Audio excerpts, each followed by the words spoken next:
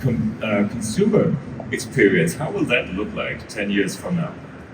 The good news is that the future of the car you can actually see today. And I recommend that you step by our booth later on, because so many of the technologies that define the future of the car, they're in the car now. The one that we have brought here is the next generation electric vehicles from Mercedes-Benz. And in this case, our bestseller, the GLC. And I could go on and on about the most efficient powertrain and the fantastic range and how charging becomes fueling. All of those problems, the smart engineers, in terms of what's the obstacle towards switching to electric mobility, I feel that we engineered them out. But even more exciting is what's happening on the digital side. The compute power in that vehicle is insane. The sensing capability in and around the vehicle, 27 sensors that look in all directions at all times. And literally, I mean, the double revolution that we have had in artificial intelligence over the last years, now adding GenAI into the mix as well, makes that car more like an intelligent machine, an intelligent thinking machine. And all of that in the welcome home feeling of a Mercedes-Benz. There you go. That's the future of the car. Sounds fantastic. Great, we'll buy some. Markus, let's go a little deeper into that. What do you think how software-defined vehicles will also fundamentally shift the relationship between the driver, the consumer, and the car? Well, I guess that accompanying Ola here, the ability in software-defined vehicles to provide functionalities which are cross-domain will provide customer experience which is going beyond of what we had in the past very significantly. Or in other words, I would say it's the unique opportunity to provide hyper-personalized cars which are adaptive to individual customer needs. And I think this is really enabled by software abstracting from hardware and providing cross-domain functionalities.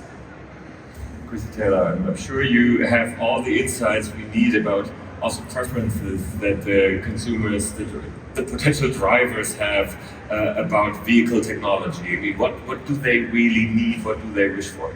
Yeah, we have a lot of information about our customer, and the automobile has gone through this amazing evolution, and it's only picking up speed, and which is a really great thing for us because we have a culture of listening and taking on that feedback. And if you didn't know, we have 2.5 million vehicles in our global network, and so we can actually expose and educate consumers about new technology in a vehicle, because that's really important, because we know that when we have a positive experience in the vehicle, then adoption rates will go up. And we want to make sure that we help in that evolution and introduction of new technology. And what consumers are telling us right now is that don't get concerned here, but there is a lot of technology in the vehicle, and that's a lot for the consumer to handle right now. Just because the average age of a vehicle on the road is 12 years old. However, that's why it is so important that we bring the customer along, the consumer, in this journey so that they can understand, have a positive experience, and shape the future of mobility and this new technology. The other thing that they really love is GPS, Bluetooth, the infotainment, all of the things that you can see on the showroom floor, but then also safety. Safety is critical in all that we do and putting a well-maintained vehicle on the road.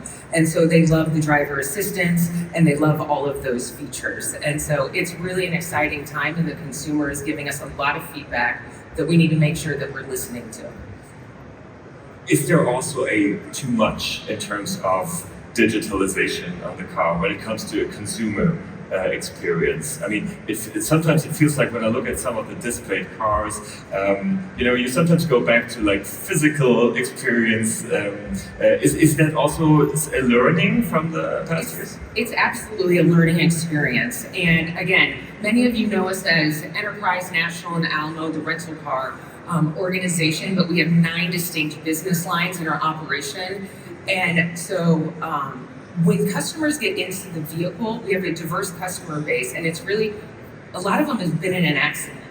And so it's the perfect test drive, and we have to educate them because, again, the average age of a car on the road is 12 years old. And so when they get in, they need to understand what's happening in the vehicle. That iPad and that cockpit is screaming at them. And they're like, whoa, what am I supposed to do with that? And so digitalization and customer experience, it all comes down to listening, to learning, to understand what they really like, but also remembering that the average age of the vehicle is a bit older. Markus, what do you think if you take electrification, if you take digitalization, but also changing consumer expectations? I mean, what is really shaping the change the most? Which level? Well, from my point of view, it is clear that electrification will be the mainstream. That's clear. But from the consumer experience side, I believe the more the car helps you to get along with your daily tasks and recognizes you, your behavior, your preferences, who is accompanying you, and what mode is it, which is now preferred, that changes a lot. To just give you an example, we have lately shown something which we call like vehicle motion management, and it basically changes the characteristic of the vehicle tremendously. So if I have my family with me and kids are sleeping in the back, it switches to a mode where kids can sleep without any interferences. But it can also switch back into a mode when I like to drive more sporty, more agile. And it's something which is making my life as a driver a lot more convenient. And by the way, the vehicle typically also knows, because I'm connected, it knows where I'm going to, it knows whether I'm, let's say, in a hurry or not, and eventually it parks my car because I'm in a hurry to get into the next meeting. So all of these things help me to have a more convenient life as a driver, and it gives me back time, which is precious, I guess, for all of us. So we're basically at a point where the mood can be adjusted, sort of, or the car can react to your driver's mood in a way, or needs. Oh, absolutely. I mean, you can recognize via camera the mood of the driver. There's no issue. But the way the system should respond, complementing to what Chrissy said, of course, should be in a way that you feel comfortable. So I want somebody propose to me if I like it or not. Not just do something which I don't expect. So it has to be reliable. It has to feel, let's say, comfortable. And by the way, it has to be safe. In the software-defined vehicles already today, we have lots of artificial intelligence. We should not underestimate the opportunities. When we think about the progresses in automated driving, most of that is being accelerated by AI. And this will not stop just at ADAS, it will cover all domains in the vehicle. Ola Källenius, when you think about the typical Mercedes-Benz driver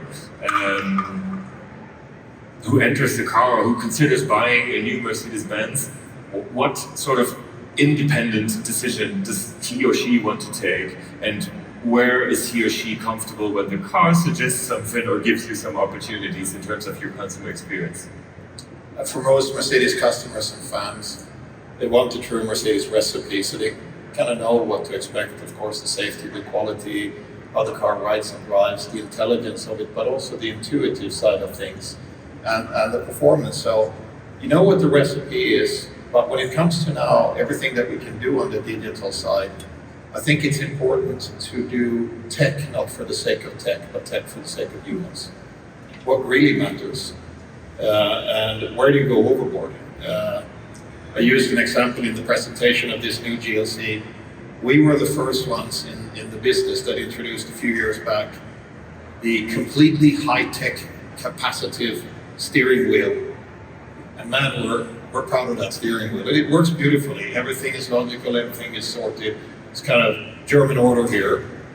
But you know, over the years, people said, great, but what about the good old Wippe und Walze? Yeah, the rocker and roller. If you drive and you look out the windscreen, which I would recommend, by the way, if you're driving, intuitively, if you have some physical bits as well, so it's analog and digital working in harmony. I think you need to find the right balance.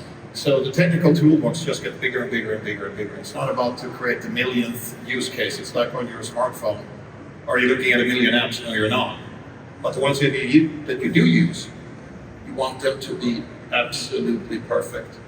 And this is now for your customers, for your Mercedes customers, where the journey is going to be easier, because you see this fantastic screen and it maybe looks intimidating if you're more of a conservative driver. You don't need to know anything. You just need to talk to it. You now have the Mercedes virtual assistant, and you just talk to it. So whatever you say, it's like talking to a very well-informed, super intelligent person. As an illustration, yesterday, we developed what we call conversational navigation together with Google. So on the Google stand, they have a brand new CLA there. We did it just for fun.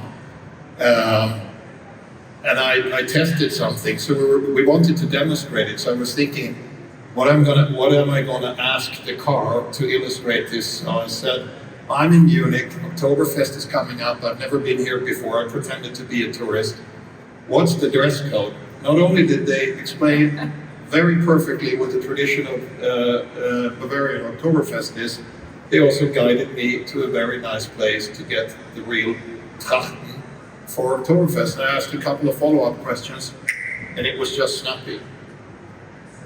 You don't get intimidated by the tech embraces you, and it's also aesthetically pleasing. So tech for the sake of humans, not tech for the sake of tech.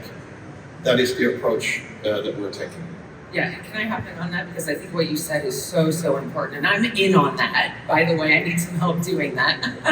But what you said is so important is that mobility is about people, and it's about meeting their experiences and their needs in their daily lives. And if we continue as businesses to put the customer at the center of everything that we do, and that's our guiding post, we will be successful in our technology and our business, and the customer will win in all of that. And so we really just can't forget to continue to listen and then to put the customer at the center of everything that we do. So I agree with what you just said, absolutely.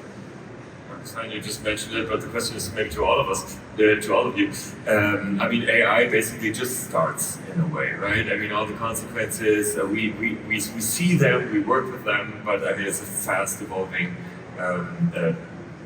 technology and progress. If we imagine how many changes, the mood changes that you mentioned, Markus, we already see in the modern vehicle. How will that look like in just a couple of years? I mean, what will the experience be? Will I have the experience that I step into the car and then it recognizes me, it gives me, it recognizes my mood, maybe even without me pushing a button? And where will all that go? I don't know who you're looking at, but I'll start. I'll take a step actually outside of the car, because you all are really the experts in the car. And so taking a step outside of the car and managing it and thinking about how does a fleet management company, how are we going to put the car in the right place at the right time for the right customer? And we need to make sure that we're doing that, because when we're putting a Mercedes customer into our rental, we need to make sure that that is a brilliant experience, because we're representing both of us. And so as we, I just forgot my thought, sorry. As we think about technology and AI, sorry, I got lost in my thought trying to tell him we love his car. So for AI, we really look at forecasting and how do we match our staffing and then vehicle availability and where we are, so that we can make sure that we don't disappoint the customer. And so I think there's great AI in the vehicle and connected car that will then link back to our forecasting systems to deliver an amazing experience. I'll dovetail and then I'll hand over to a partner that helps us do this. Markus mentioned hyper-personalization, and you asked, well, will it recognize me and so on? Some of that stuff is already there and has been there for years. So I hear by the question that you're not yet driving a Mercedes, but we'll talk about that after this panel. So if I step into my car, it says hello, Ola Källenius, and I just put my seat in the right position, the temperature of my radio station, what have you. So my tailor-made setting of how my car is when I'm in the car. That is standard. And should my wife step into the car, I'm taller, then the seat moves into her position. She likes to have it a little bit warmer than I do. I'm sure she has a different radio station that is her favorite and so on. That's the basics now. The next level is actually understanding what that human wants. And it's right what Markus said. The camera can detect your mood and can make proactive decisions. Not can, will make proactive decisions. So I think what's happened to AI is we've been working with AI for more than 10 years. I don't know, autonomous drive, we started maybe 15 years ago really using AI. But now we're on this gradient here with GenAI moving into the frame. That's just taking it to the next level. So what is it? The machine is a thinking machine, like a human. Any machine will be a thinking machine, like a human. And you can interact with that machine to serve you like with a human. All the time, everywhere. Whatever you do, that is going to change the world. This is the new industrial revolution that we are experiencing. Only that this time around, it goes a lot faster than the steam engine back in the 1850s. Exactly, and if I may add here, if you think about it for a second, and every time we discuss about humanoid robots, for me, the cars, let's say, we look at further down the road, will be nothing else than humanoid robots, because they, let's say, can do mostly all the things human beings can do. They have all the capabilities, and if you see humanoid robots today all around the world, they work with technologies we use in automotive. So for a large part, perception, recognition, decision-making, interference, everything as capability is being provided. Yes, the vehicles might be still on wheels, that's fine. But everything else goes into a direction where capabilities are being provided, which ultimately makes the car your companion. As Ola mentioned, a lot of things are already available today, but up until this time, we will, let's say, go really beyond, and then AI will be in all areas of the vehicle. And by the way, it will be all around in our life, at home, at industrial production, wherever. So it will be, it will feel much more natural as it does today. But of course, it will be our challenge to provide it to the customer in a way that consumers are not being scared, but that they really are, let's say, receptive to it in a positive sense. And maybe one important message here, and I think that's really a task which Ola, we need to do, and which we are doing today already. AI is a probabilistic thing, and even AI can do mistakes. So a car is a safety relevant device. So we need to, let's say, provide a safety shell, which ensures that safety, reliability, and quality is being provided, because that's the promise we have to make to our customers. Ola Källenius, I mean, I'm obviously well aware of all the technology that came into the cars, but the question that a car manufacturer like you, a car CEO like you, also has been thinking about, I'm assuming, is the emotional connection that the customer has to the car.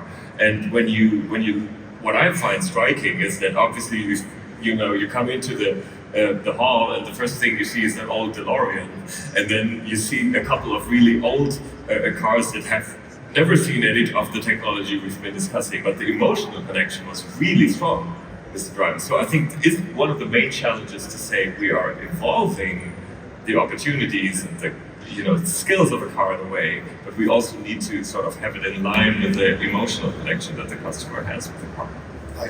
I couldn't agree with you more. That is why the physical side of the equation is equally important, but also the aesthetics. If you buy the most high-tech, TV or entertainment center for your living room, don't just put it right there, naked on the wall and then sit on the floor, right? You marry that to some furniture that fits to the whole setting. So when we approach it, we do the digital and the analog side of things hand in hand. And even on the digital side, the aesthetics matter. So on this insane, completely seamless 39-inch screen in the new GLC, like you have on your phone, you can have different moods in the background. You don't functionally necessarily need that, but it makes you feel different. So we introduce now from the word go a bunch of moods. I grew up near the ocean. I like that ocean theme the best. Yeah, it doesn't interfere with the function, everything is easy. But it's also about creating fantasy. We have another car that we brought with us here on the stand, where the slightly crazy performance team in Automotive, AMG, where we have our performance division, came up with the suggestion, let's show the world what electric mobility can really do. Let's go around the world in less than 8 days, not like Jules Verne in 80 days, in less than 8 days. So they created a prototype of a series car that we launch next year, but with the same technology in the series car, went down to a test track in the south of Italy, Nardo, for the connoisseurs, and drove for 7 days and 13 hours with professional race drivers, test drivers, 40,075 kilometers, at mostly an average of 300 kilometers an hour. If you start thinking about that, you go like, whoa, what an incredible performance. So if you're in that segment where driving performance is all about emotion, you gotta double down on that as well. Of course, Mercedes is a brand that lives off of intelligence, technical substance, and so on for 140 years, but you need that other side, almost a little bit irrational side, the emotional side, to its heart and mind. And then it becomes more than just a device from A to B.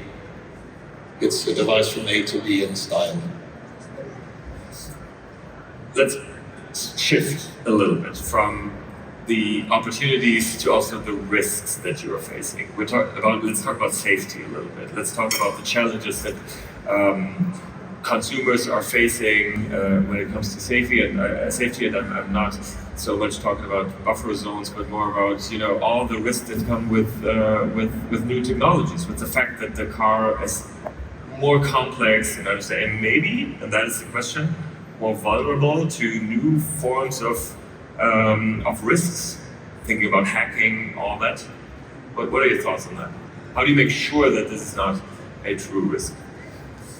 Well, if I may start, first off, I think it's already a fact today that all new vehicles are connected. So it's not, let's say, a distant threat. It's something which we have to cope with already today. So it's our duty to protect any sort of cyber attacks. I mean, it's an ongoing thing. It will never end.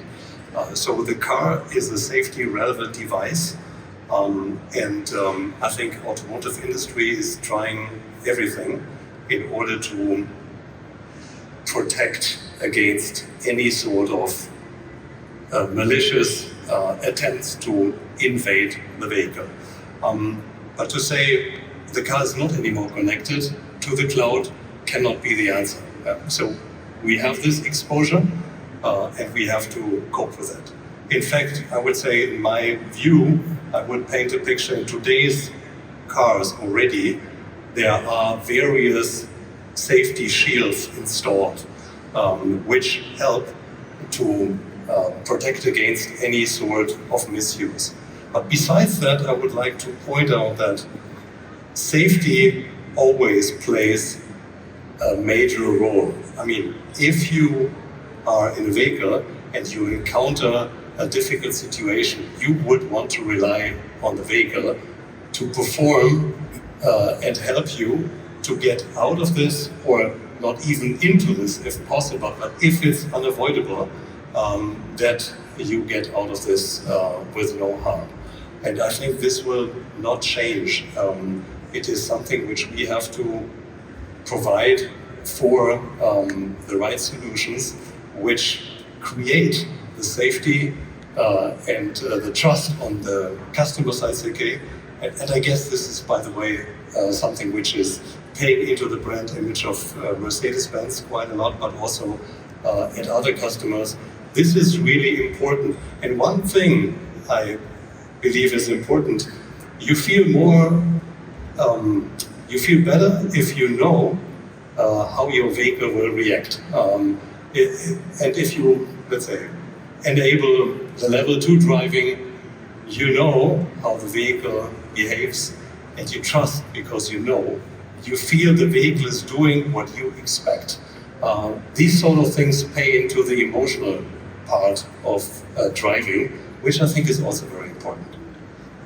So just to add on to that, you know, I take it up to the very highest level as technology moves so fast. It's about brand and reputation, because that equals trust. And our companies have been we've been around for decades, and so we have earned the trust of our consumer, and that is why we're able to offer up new technologies, new solutions. And so when safety comes into play, when we think about risk, we are also thinking about brand, reputation, and trust, because when we do something wrong, it will go away like that, and it will take us more decades to get that back. And so I think everyone, as technology moves really, really quickly, we are hyper aware of that, because everyone just has such great brand, trust, and reputation. Let me give you some reassuring news, and then some even better news. The reassuring news is the approach that the engineers take. It's a little bit like your bank account. I'm sure everybody here uses internet banking. So what is your bank account really? It's bits and bytes in a computer. It's not a bunch of physical banknotes lying in a vault. So banks have to have a very high level of standard in terms of protecting the integrity of that system. It's that type of thinking that you have in a car, in a connected car as well, that you pursue the highest level of possible cybersecurity. It's a moving space, we know that, as is the case on any digital thing around the world. But the industry is acting in a responsible way. There are protocols, there are certifications, and you try to pursue the very highest level that you can possibly technically reach. That is the reassuring news. So I would not have that as a main worry when I step into a super modern car. But here's the even better news. Accidents around the world, a little known fact, unfortunately, around the world there's more than 1 million fatalities in traffic per year. Every one of those accidents is a tragedy in its own right. And they are all, with very few exceptions, caused by the human error. If we augment that human control with a supercomputer, with superhuman-like sensing and AI, we're going to make traffic incredibly much safer. So the road towards ultimate traffic safety and zero accidents, I mean, we've been working on this for 100 years plus, right? It's in your DNA of Bosch, in your mantra, and in ours as well. The technology is the solution. It's not going to be overnight, but every single day, this is getting better. And that's the better news. When we talk about technology development and all these aspects we've been discussing, we're also talking about competitive edge of all your companies and many of the companies that we see in Europe and in other parts of the world. And then obviously to really have that competitive edge, you're facing, or you have to work in a political environment where all these improvements can be done and are not slowed down by regulation. I want to ask you, Markus Heyn, the same question that I've just asked Ola Bosch, which is, tomorrow is Ursula von der Leyen's big speech, and you have the choice to give her 3 thoughts maybe, or one big thought if you want, on what really needs to change so that all the wonderful aspects that we've been discussing can really can really happen and really bring a competitive edge. Well, I guess for the upcoming meeting, we have already aligned across industry what should be the key message tomorrow. And this is all around CO2 legislation, because we strongly believe that it is the better way to approach CO2 neutrality in a more technologically open way. And I guess it will be one of the major topics which we will discuss this week. And I think there's nothing wrong with revisiting a decision which has not borne sufficient fruit. I guess we all support strongly electrification. Nevertheless, in order to arrive at CO2 neutrality, we have to open the funnel and try to make use of all possibilities which bring us towards this goal further down the road. And here we clearly advertise this in the meeting. But I guess Ola can also comment on this. It's one of the major points in the dialogue. When I think about the regulatory landscape in Europe, what came to my mind now was actually a quote that I heard Jensen once say in a commencement speech a couple of years ago when he was giving advice to the students. I think it fits very well to the hyper-competitive, fast-paced global industry that we're in. He said this: you're either running for food or you're running because you're about to become food. Sometimes you don't even know which one it is. So run. And please don't introduce a regulatory framework that impedes the European industry's ability to run. And where are we running towards? Cleaner, safer, smarter mobility. You will not find an industry that is more motivated, that invests more money than the European automotive industry or the automotive industry as a whole. Hundreds of billions of euros. Every third privately spent euro in research and development in Europe every year comes from the automotive industry. What we are saying is, pay attention to the market forces and how you actually get to the target. Use the market forces, double down on investment in infrastructure, use incentivization and nudging, and don't go for a one-dimensional single stakeholder in a multi-stakeholder equation to trying to change an industry, and this is talking a change once in 100 years.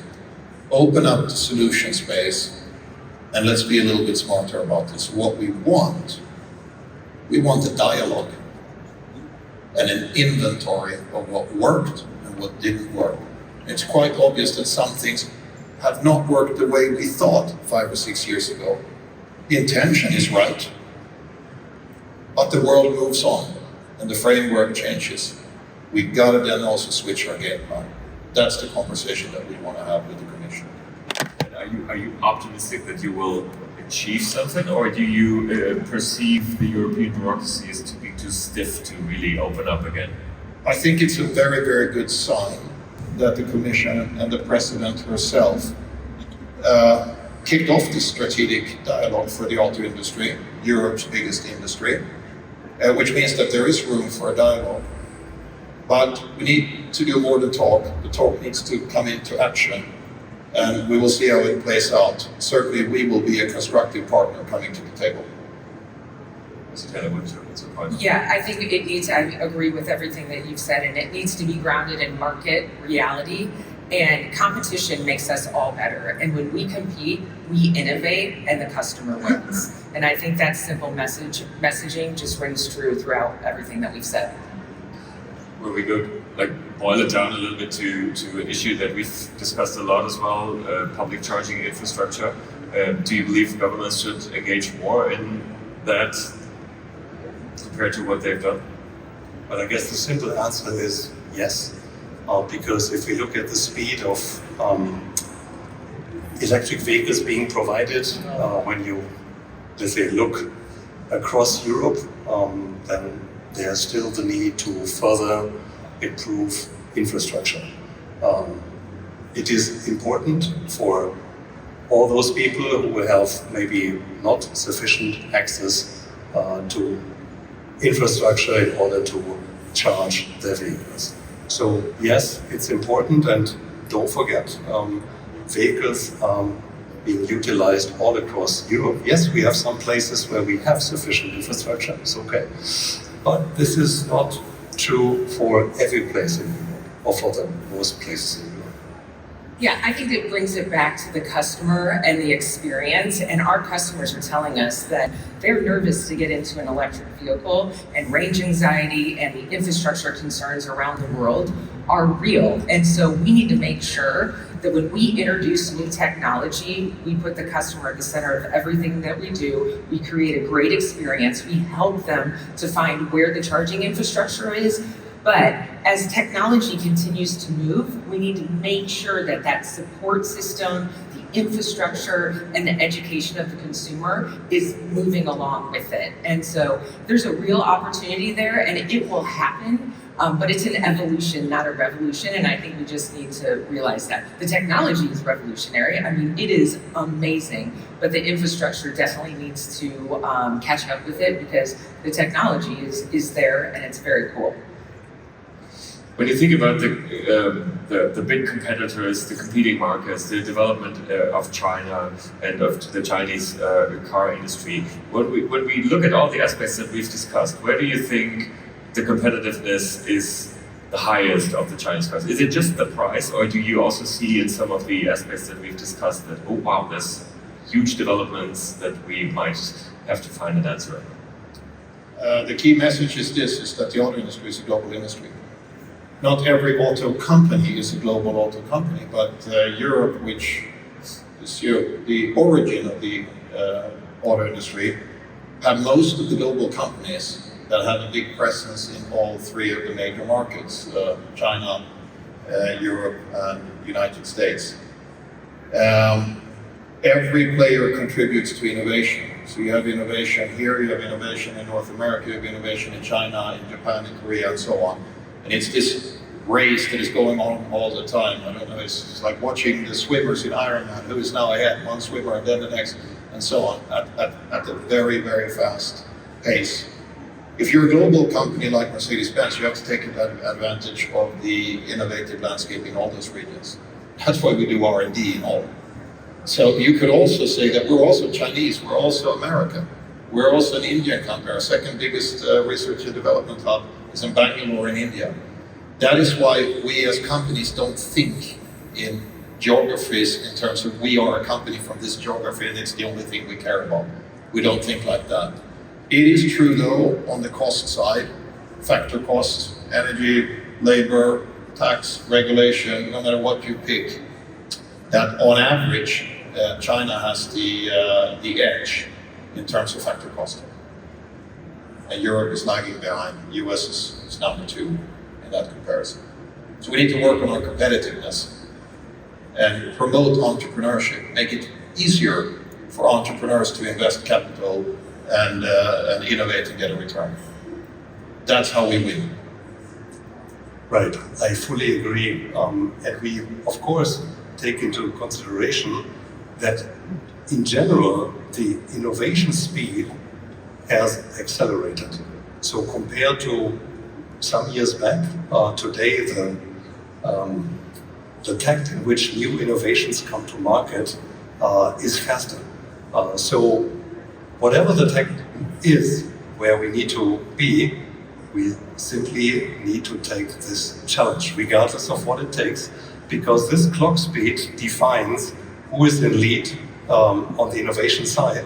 And certainly, as an industry, we would like to stay in the lead. And therefore, of course, also speed is of essence when it comes to innovation. The recipes might look different across the globe, as we know, because the environments, the societies are different, but the speed is very important. We're almost reached the end. I would like to make a very short last round with you and look 5 years into the future.